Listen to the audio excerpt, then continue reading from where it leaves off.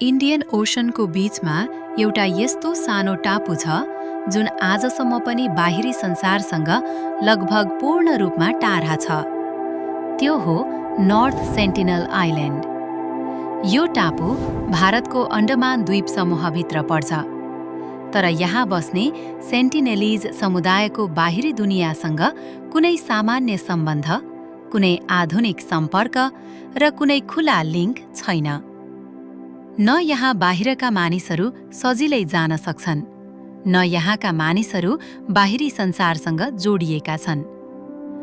आधुनिक सभ्यताबाट लगभग पूर्ण रूपमा अलग रहेको यो समुदायले आफ्नो जीवनशैली हजारौं वर्षदेखिको आफ्नै तरिकामा जोगाइरहेको मानिन्छ।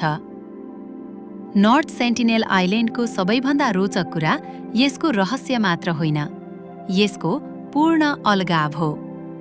संसार डिजिटल, कनेक्टेड र फास्ट हुँदै गएको बेला यो एउटा यस्तो ठाउँ हो जहाँ बाहिरी दुनियाँको प्रभाव लगभग पुगेकै छैन।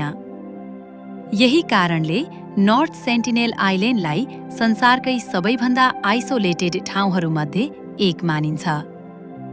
यो टापुले हामीलाई एउटा गहिरो कुरा सम्झाउँछ।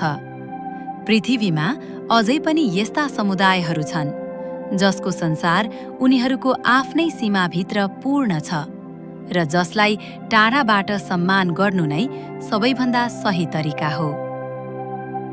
यस्तै पृथ्वीका सुन्दर र रोचक कथाहरूका लागि पृथ्वी स्टोरिज सँगै रहनुहोस् र सब्स्क्राइब र फलो गर्न नभुल्नुहोला।